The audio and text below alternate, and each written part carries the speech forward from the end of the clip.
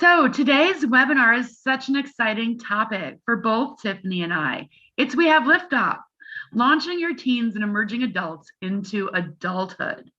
So this is that group of kids, 18 to 26, who are, kind of branching out on their own. It's the beginning of empty nest syndrome. All right, so I'm Robyn Harvey. I serve as the Director of Training and Technical Assistance for Be Strong Families, but my most important role in life has always been mom.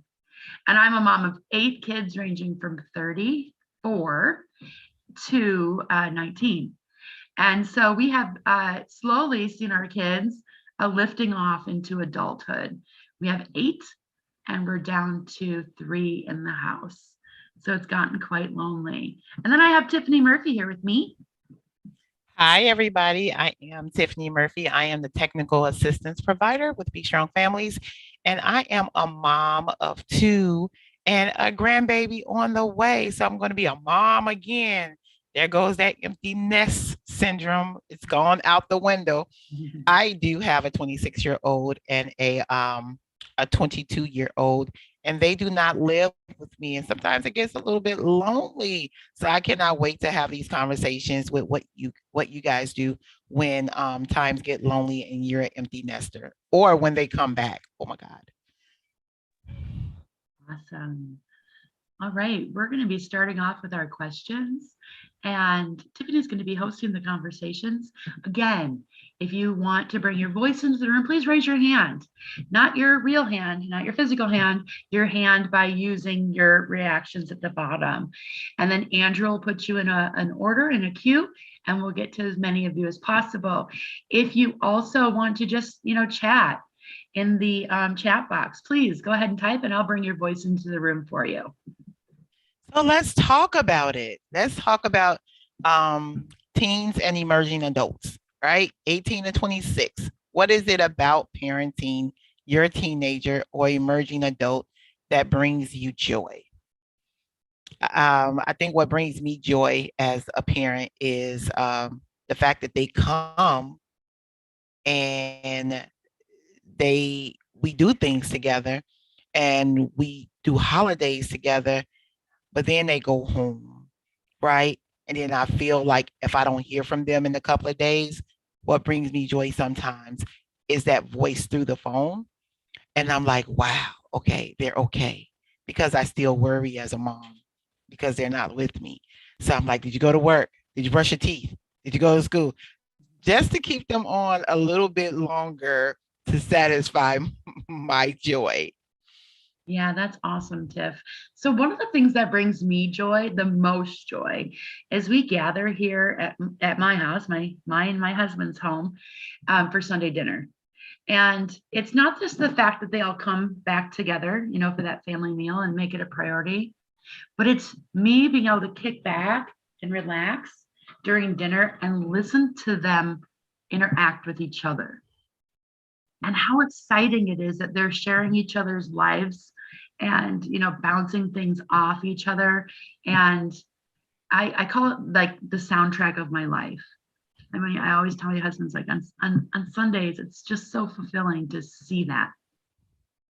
All right, so we do have some people in the chat. So Mary's offering, when my 2 boys, do something I taught them and they do it well. Yeah, that's a great feeling, Mary. Yes. I can agree with that. Mm-hmm. And then Whitney is adding, watching them use tools. Now as an adult, I taught them as young children. Yes. Mm-hmm. Yeah. And then Carolyn has her hand raised. Andrew, if you want to help her unmute. Hi, Carolyn. Hi, can you hear me? We can. Yes. Hi. No, what were you asking me? What brings you joy about parenting your teenager or emerging adult? Oh, so I helped raise my nieces and my nephew. One of the greatest things about being around them is watching the growth stages, where when they first become teenagers, it's like a shift in the universe. Yep. They're at stages that they've never gone through before. They don't know what to do or how to do it. So one of the greatest things that I like is when they trust me to ask a question or to show me something.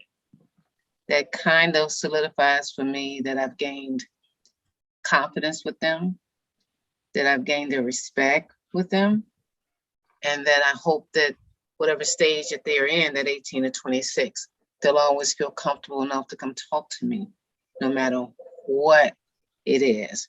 Building the confidence that no matter whatever happened, you can come and talk to me and we'll figure it out together.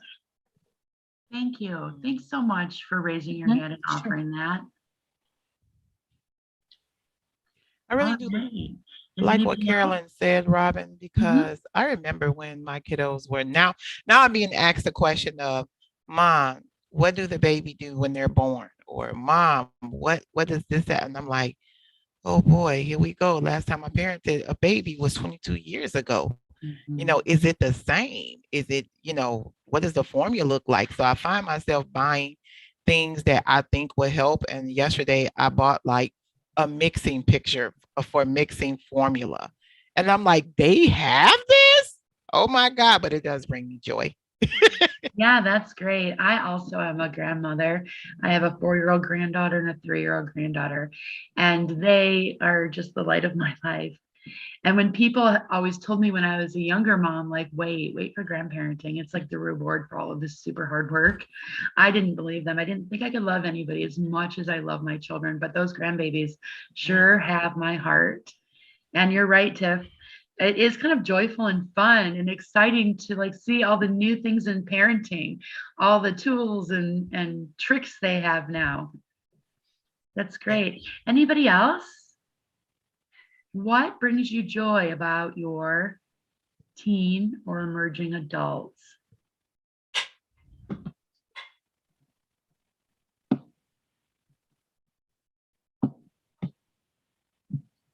I think if the question was opposite, we could go on forever, because oftentimes parents have a lot of gripes. I know that I did. Okay, Kimberly, we'll get to you in 1 second. I'm going to read Adrian. So Andrew, if you want to get Kimberly ready. Adrian said, I love seeing my children succeed. Yes, I love that. And Jasmine is offering their brilliant minds, smarter than we sometimes think. Yes, that's very true in my case too, Jasmine. All right, welcome, Kimberly. Oh, hi. I'm sorry. I could have just put this in the chat. I wasn't. No, that's okay. We love that you offered your voice. Okay. Well, I was just thinking how proud I am to see some of the things we talked about and that they learned just put into practice in their lives. And then when they are reaching out to help other people with some of the same dilemmas that they may have experienced. That's really great. And Kimberly, what was the last thing that your kids learned that you were like, yes? Let me think. Not to take everything so personally, I think. That's great. That's a really important lesson moving into adulthood. So I asked that question just kind of because I wanted to offer my answer as well. Last night, I was walking through my 22-year-old's living space, and he works a job Monday through Friday, but during the winter, it's slow, so they have optional days. So he decided at the beginning of this winter that he was going to go down to 4 days a week, Tuesdays through Fridays. I thought that was a great idea. And I was talking to him as I was leaving his area last night, and I said, are you taking the day off tomorrow like usual? And he said, yeah. He said, but you know what I'm coming to realize? That I thought this was going to be like an extra day of rest for me, but it just makes the Tuesday the new Monday. And I was like, yeah, and I feel that too. So that was like a total like click for him. So now he may be going back to working 5 days a week because Monday is going to come. You can't avoid it forever. And Tuesday will feel like that first day. Erica Harris is saying, when my teens take initiative to learn something on their own and don't wait for me or my husband to tell them what to do or how to do it. I love when they follow their passions. Thanks, Erica. What was the last thing your teens did learn on their own? If you wouldn't mind either typing or raising your hand, I'd love to hear that. Tiffany, what was the last thing your kids learned on their own? The last thing I think they learned on their own, well, I had assistance with them learning these things on their own because I'm mama bear, so I'm like that parent that like take care of their business, do this, do that. And when they went to college, and when I called the school, and they're like, "No, I need to talk to your child," and I'm like, "Wait, what? You can't talk to me?" They was like, "No, they're becoming adults. We need to talk to your child, and we can't give you any information." And I'm like, "Y'all want my tuition money, but y'all don't want to give me the information." So that was a big aha for me, and they actually handled things themselves. That's great. That's great. And Erica did raise her hand. So Andrew, if you'd like to help unmute Erica. Hi, Erica. Hi, thanks for having me, ladies. Yeah. So my oldest teen, who's also the one that I would say is most challenging for my husband and I, but he taught himself video editing, like just on his own. There's so many YouTube videos, like he just found a real passion for it. And it's just fun to see him, use it. He's auditioning people for his own movie and seeing him just kind of throw himself into something that he really loves. It just kind of allows you to pour into that even more and help him, find his way. And maybe that's what he decides to do in his career or whatever. But I think it's when your children show something that they really love, you just kind of have to fan that flame. And it's nice that they can now, with YouTube and all the things that are in front of them, they can actually learn a whole lot of stuff by themselves. Yeah, thank you, Erica. I love that he or she took the initiative to learn that. I taught myself how to knit by going to YouTube. There's so many cool tools now for our kids to learn those things. It's so much easier than going to the library and looking it up in the encyclopedia. It's just at our fingertips. And Kimberly offers that was a rude awakening for me too, Tiffany. That's Yes, awesome. it was a struggle. And then we have Carolyn with her hand raised again. Go ahead, Carolyn. Can you hear me? You can. Okay. For me, it's watching them trust their good instincts. Wow. We talk a lot as parents and caregivers, we give a lot of examples. But when you get a narrative back from it, someone that you help raise or still raising, and you see that they listened and they got it, and they show you that they got it. That's awesome. It's I'm a sure good thing. that brings you It's a good thing. great joy. Thanks for bringing your voice into the room. Victoria is saying, watching these young people who could not be bothered to drag themselves out of bed before noon on the weekends are now up at 5 a.m. to go to work and advance their careers. I love that. I love that too, Victoria. I was about to say that, Robyn. My son has the best work ethic ever. He is like, I'm going to work. I'm going to work. And even if he prefers to work till like 3, 4 o'clock in the morning. And he's also an early morning person. And I'm like, where did you get that from? Because my daughter's not a morning person and I'm not too much of a morning person, but his work ethic, I'm like, wherever he got this from, I love it. And it brings me joy that I don't have to call him and wake up and say, did you go to work? You got to go to work. I don't have to do any of that because he gets up on his own and he makes it happen. That's really great. And I'm not sure why you're so confused where that work ethic came from. Right. My 19-year-old, he works and he gets up at 2:30 every morning to go to work. And he works 12-hour shifts, so he comes home at 2:30. And I'm just amazed that this hard sleeping, noon rising kid has found this niche and he really loves it. That's great. Well, Andrew, let's go ahead and go to that next question.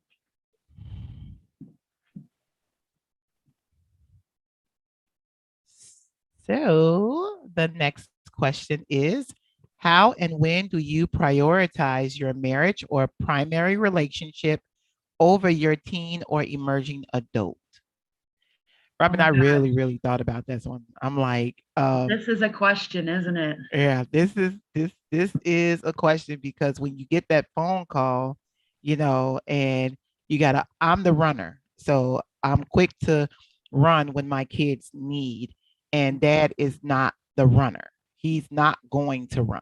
Mhm. He's like, Tiffany, wait, let's figure it out. Let's see. And I'm like, they're my babies. No, I got to go see. I got to go. He was like, you just being nosy.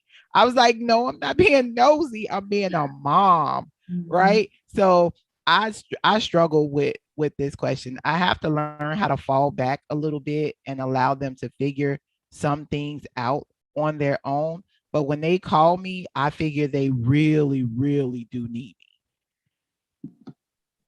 Yeah. Yeah. This is a hard question for me because my kids have always been like like the number one. Like they are the sun and the moon, and I kind of revolved around them for many years. My oldest biological child is 26. He just turned 26 2 days ago. And I've been thinking, like, I've been a mom for 26 years. I've been a wife for 28 years. And now my husband and I are finding we have more free time together and we have more just alone time. And at first it was weird, like, okay, like there's not anybody around. What do we do? So we've started really just trying to visit other friends. Like last night after family dinner, we went and visited some friends and sat and chatted with them for a while. We've been going on little trips and trying to really just kind of not reintroduce ourselves. We never really lost ourselves. It was just, it was a hard transition from parent back to just, us. Mary's offering, we almost divorced 2 years ago. We had totally lost touch with each other and used our kids to stay busy and away from each other. Now we have our Saturday as our day where we focus on each other over everything else. That's really great, Mary. And Andrea is saying teens are a lot of work and it's easy to slip in the role of needing to care for your children as the default priority. Once they become independent teens and they're showing they can handle not needing me, I have been starting to work on those daily maintenance challenges in my marriage. So super important. I know, Robin, what's like the biggest struggle with me is work schedules, right? So Mhm. now that the kiddos are gone out the home, the work schedule, Mhm. my work schedule, his work schedule, he works all day, I work all night, or I work, Mhm. in the daytime, it's become a really, really big struggle of finding a way to get back to us, Yeah. now that the kids are gone. Yep. That's definitely true. Yeah. Adrian says, I'm not married, but now I'm adding some regular activities and just for me. Thanks, Adrian, for bringing it like holistically, because married or not, and I think that when we, made this question, it was marriage or primary relationship, and I think like the default is to think like primary romantic relationship, but it could be your best friend or your sister or the relationship with ourselves. So I love that you brought that back to the center. Yes, I think it's important for us to get to know each other. Adrian, I do a lot of a couple. I look for couple stuff, and my best friend gave me the idea of spa meditation.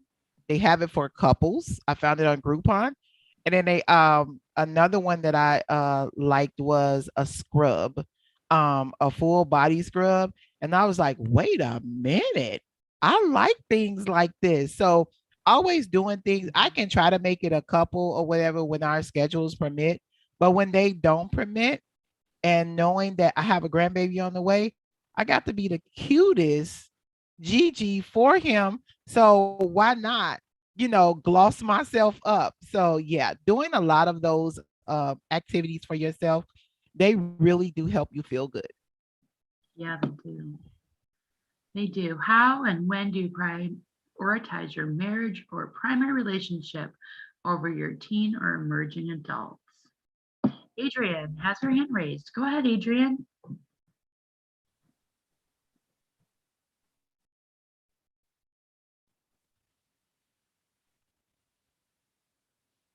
We got to see just a glimpse of Adrian. She's beautiful. Yes, she is. Adrian, if you want to unmute, I think that you can talk, or maybe there's some There you technical stuff go. Andrew needs. There you go. All right, I can turn my video. Oh, Okay. I can't turn my video on because that's Andrew. It's all Andrew. Yep, it's okay. So, it's interesting because your priorities change when you're not married, and I love all the ideas that Tiffany provided because I think that they're very realistic.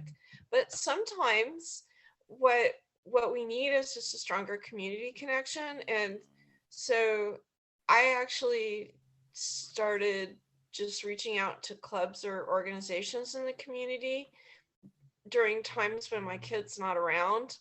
And it's good because I don't have to like think, oh, do I need to pick my child up? As in the teen section, you're really like limited, like, okay, I have 2 hours, and then at that time I have to go get my child.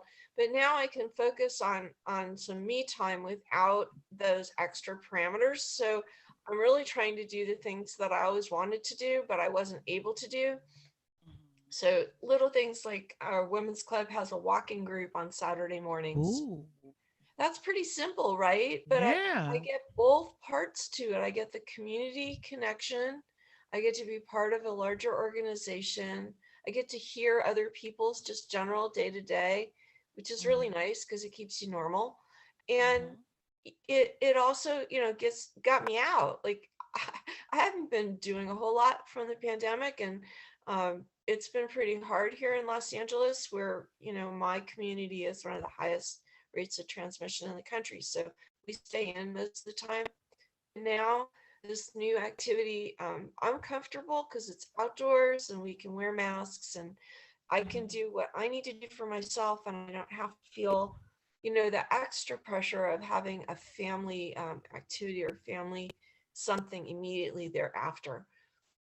So I can't say how important it is to like revisit what your ideas were about who you are as an individual and then try and explore those again, whether it's as simple as an exercise activity or just going to hear something or, even just something on Zoom that you wouldn't normally do because there's just too many people in your home.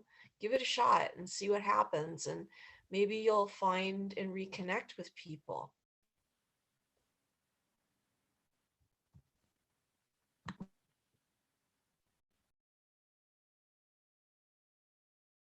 You're on mute, Robyn. That pesky mute. I have a 3-year-old or a 2-year-old puppy, and that puppy is not letting me be an empty nester and does provide some entertainment for the background. So I get caught on mute sometimes. Robyn, Anybody I else? I like what Adrian said when she talked about like different things to do while indoors. I Mhm. have adapted of YouTube chair exercises during my lunchtime or during my break time.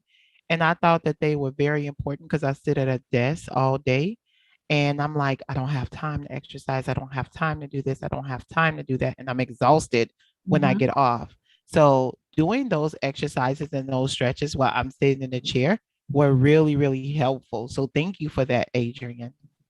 Yeah, I love that. And there has been the last year of my exploration of just belonging to myself.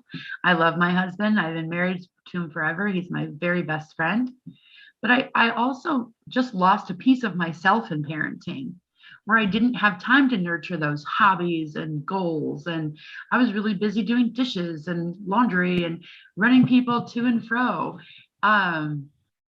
So the last year I really slowed down and really thought, like, how do I get back to myself?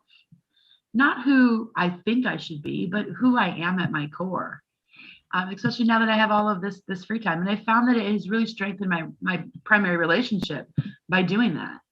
Because, a better me is a better us. Mm-hmm. Yeah. Anybody else want to chime in before we move on to the next question, to our last question? It's a great conversation and super helpful to me. All right, Andrew, let's go ahead and flip that slide to that last and third question. Oh, here, Miss Robyn, can you show us up? Your dog. Oh, no, because while I was on mute, I shooed him out of the house. But next time I will. He's very cute. He's a 2-year-old silver lab. His name is Goliath. He's huge and he is crazy. And Andrew Andrew, said, doggone it. right. Good one, Andrew. Good one. All right, So go ahead with the next question. So our next question is, when and where do you have important conversations with your teen or emerging adults? I think for me, I the relate conversations about relationships are extremely hard with my two kiddos, because they always want me to think the best of them. Mhm. And sometimes when things are not working, then they're like, oh, should I tell her? Should I tell her? Even though I tell them, you can tell me anything, Mm. right? And I would appreciate it that we have a conversation and let's work on it. Let's talk about it. Let's fix it. But I also go through the things that I talk about, the things that I've been through in the past. And hopefully, as far as relationships, and hopefully that would help them, with the current relationships they're in. And I'm primarily talking about my daughter, because she's in a hard relationship and everything. And she's struggling with this relationship, and then she's struggling with this baby. But then you look at my son, it's like, I don't got time. I gotta play video games and I gotta go to work. That's my son's priority: video games and work at 26. Mm. So having those hard conversations with them is really, really big for me as a mom. And knowing that they can come and they can talk to me. And I will go to them to have the conversations. Yeah. Aaron's offering we go for drives, private, but with less edge. Yeah. Mhm, Suzanne says mhm. Goliath. I love it. Yes, he's a huge dog. And Adrian in the car at the dinner table. Yeah. So for me, I had all boys. All 8 kids were boys, and I grew up with a brother and a father, but boys were different for me. They're not as like direct communicators. So I found we had to be doing an activity, some kind of distraction for it to work well. So I agree with all of you who are saying go for drives, that side by side communication where I'm not giving them direct eye contact when I'm talking to them seemed to help them open up. Or playing basketball or going for a walk, but never like sitting directly and looking in their eyes and, asking them questions that was so intimidating for them and they didn't want to chat. The other thing is I've been involved with Be Strong Families for 12 years. 10 of those for Be Strong Families and 2 of those for strengthening families before we became Be Strong. And I will tell you that the Café agreements and the ones that we use for these webinars, they're kind of modified from our Café agreements, really helped me talk to my kids. So I didn't give advice. I used stories from my past to get across points that I wanted to share with them. I didn't judge either positively or negatively. They just said it, and I tried as much as I could to keep a straight face and not be too judgmental. I didn't go and tell their business to other people. I made sure that if I was going to talk to my friends about their situation, that it was me and my friend off property, not on the phone where they could pick it up and be like, why are you telling Miss Murphy why about my issues? My kids didn't like that at all. And so using those agreements, and I didn't say, well, we're going to use these agreements to chat. I just put them in place. It really helped me. Adrian said, I want to know how people connect with their children who are away at college or not in the home anymore. So for me, Adrian, that's a great question. I have kids, 5 kids that are out of my house. We have a family chat and I say good morning and I give any like family updates. Like I post our holiday, what we're doing. And if you want to join us, this is where we're going to be. Lots of my kids mute it, but then they'll, go back to it. So they're just not getting notifications all the time. That's one way. And then I also make sure I try to text them once a week that is initiated by me. Like, hey, I'm thinking about you. or hey, how are you? Just so they continuously know that they're on my mind, but I'm not being intrusive.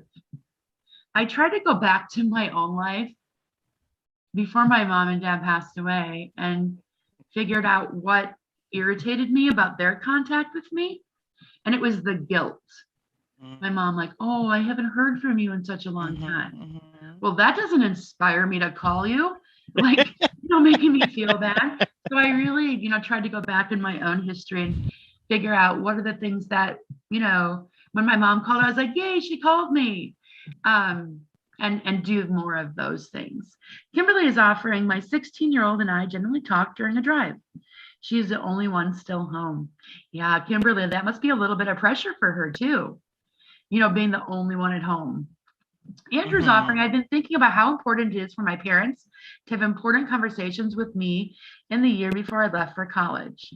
For the next 4 years, it was hard to find the right time and place to have conversations, especially because I came back.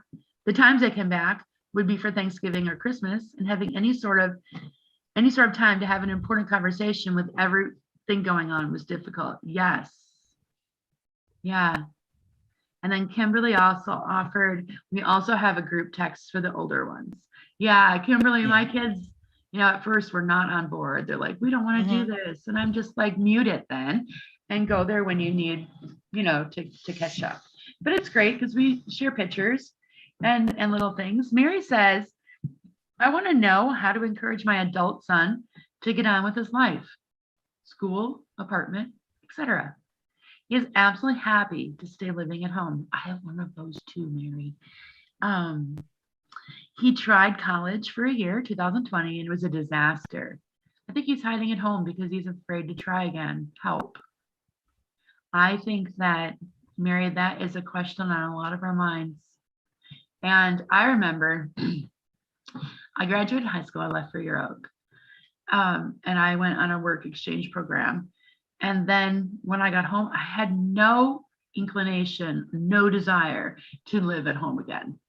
I was like, I tasted freedom. I was like 10,000 miles away. I know I have my own wings now. I need my family in my life, but not in that direct thing. And then I think to my kids, and I have some older kids that are still at home with me, and they're perfectly happy, just like your son, to be here. They get taken care of.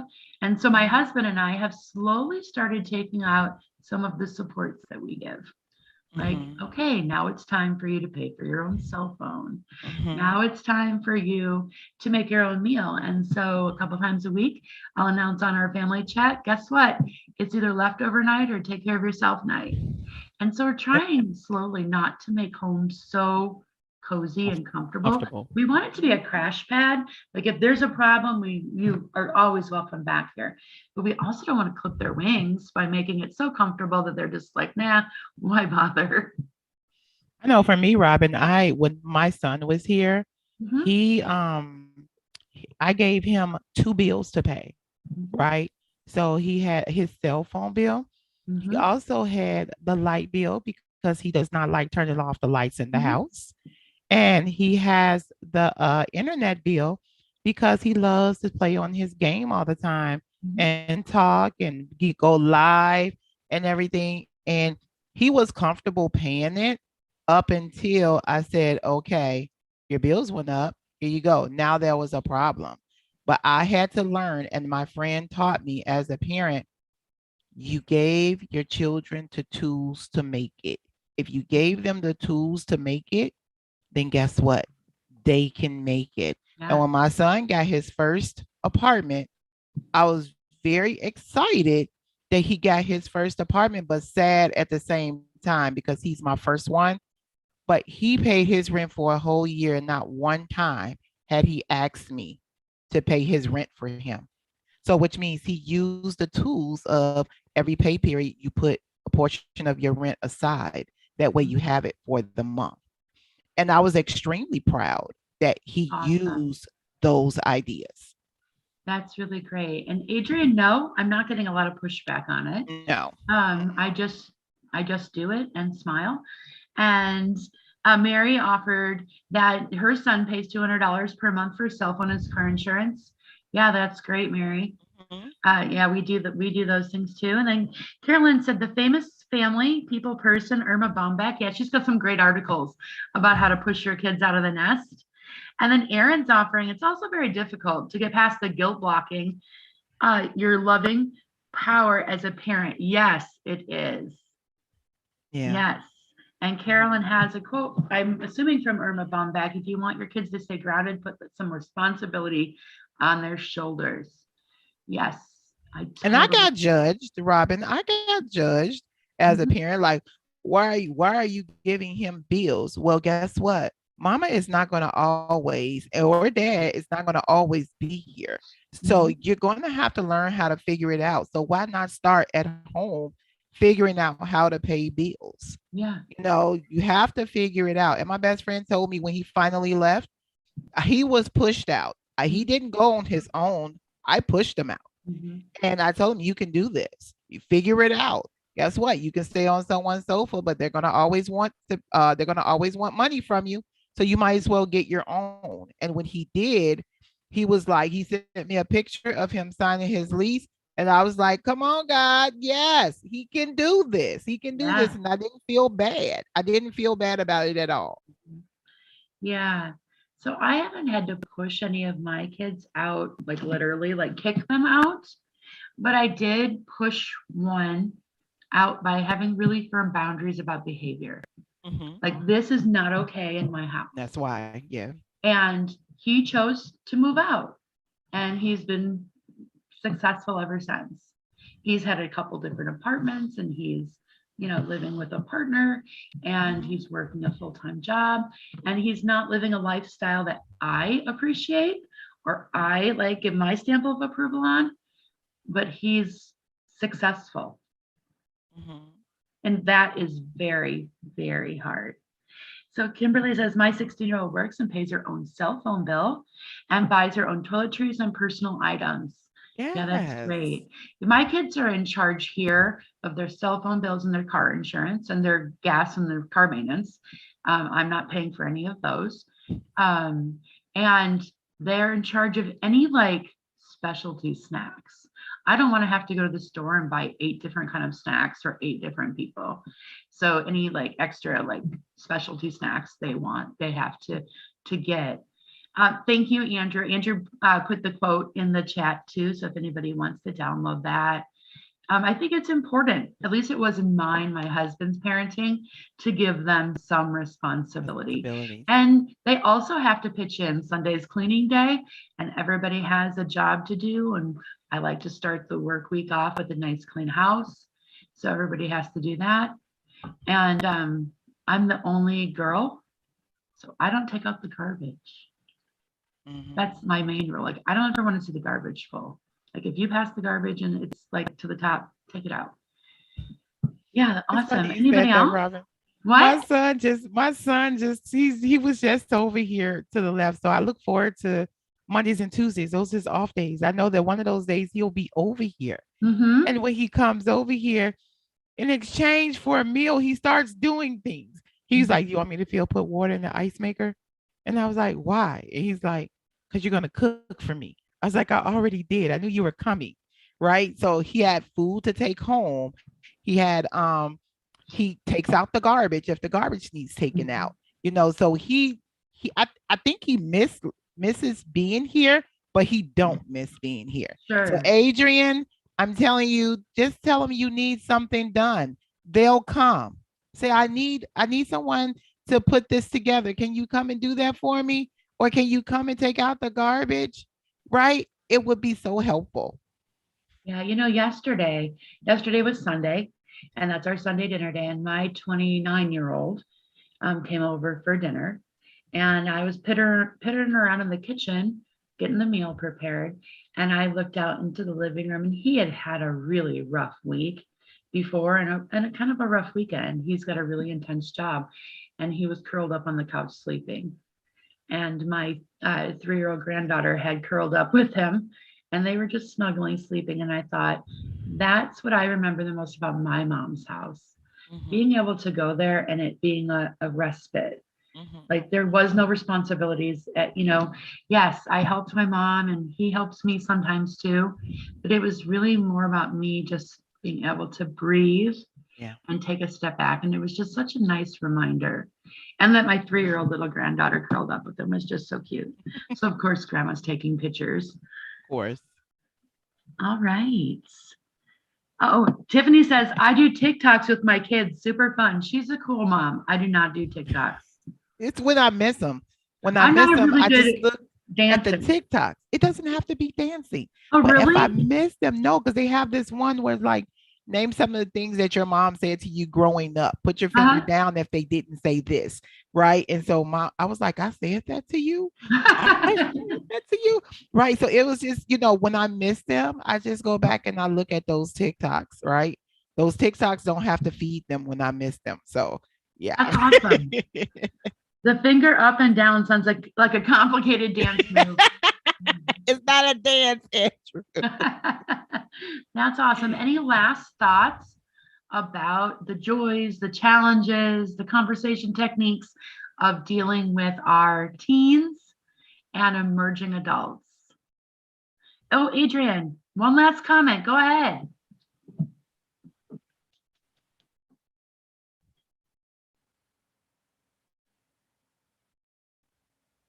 I just want to say thank you because y'all gave me so many good ideas and some thoughts and, kind of moving forward. And I just want to say that it's hard for me because I have one who's like, does everything and rises to the occasion before you even ask. And then one who's like, doesn't get it, and then it's really challenging as a parent, because they're weaseling out of everything and everybody sees it and you have to stay firm, but they're weaseling out of that too, so it's hard and you have to really work on it.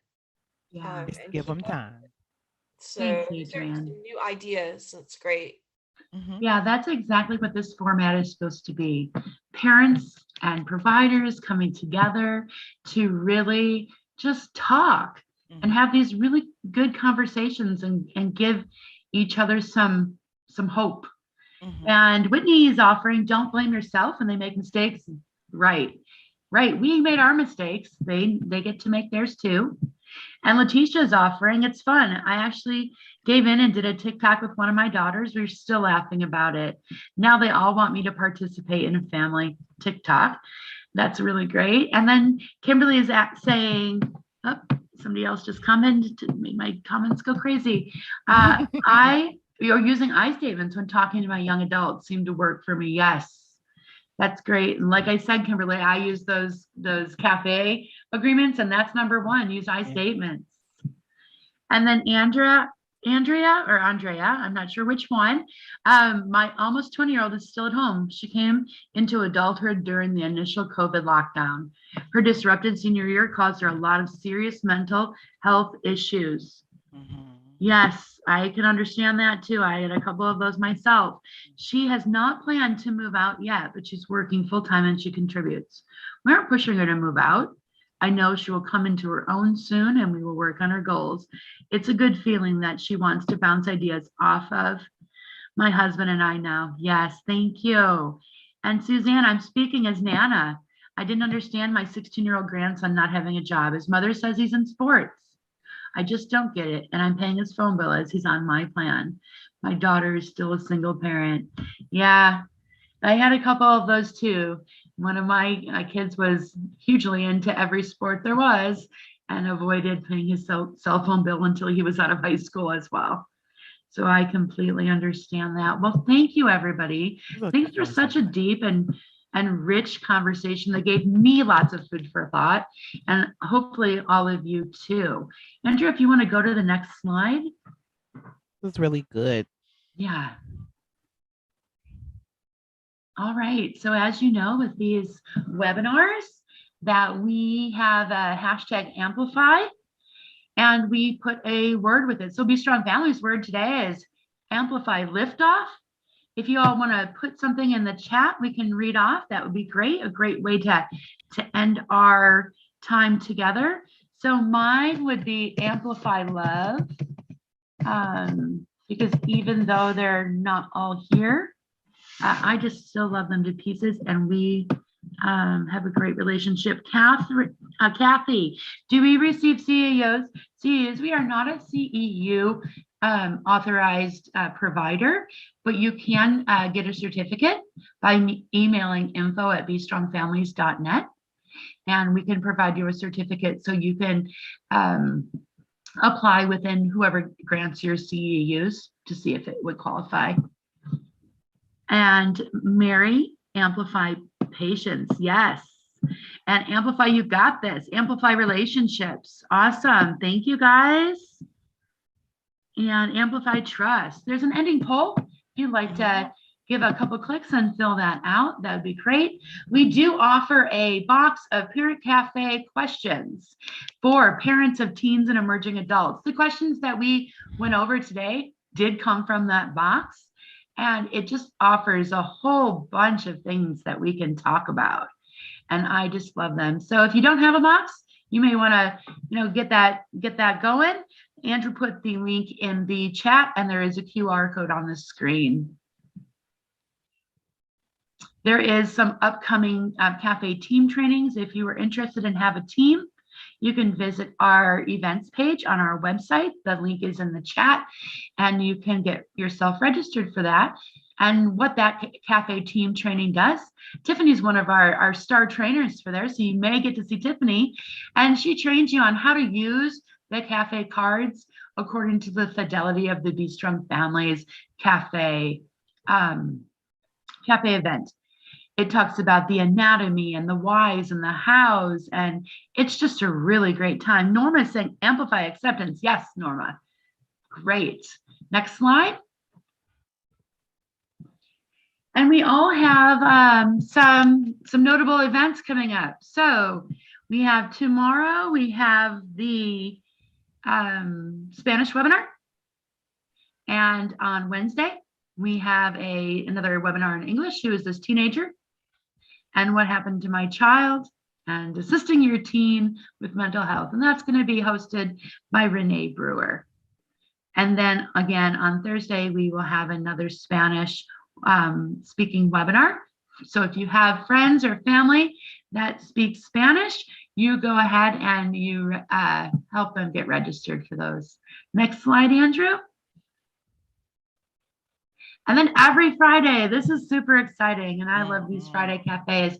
We have what we call a Taste of Cafe, and these start at noon, and they typically go for an hour to an hour and a half, and they give you a cafe experience from start to beginning. Now, they're not a full cafe, it's just a taste, so we do one of the 2 cafe conversations, but we do every other part. It's a super time and a great way to spend your lunch. So if you'd like to join us on Friday, that would be wonderful. The Eventbrite link is not working. Okay, thank you, Andrew. We'll take a look at that.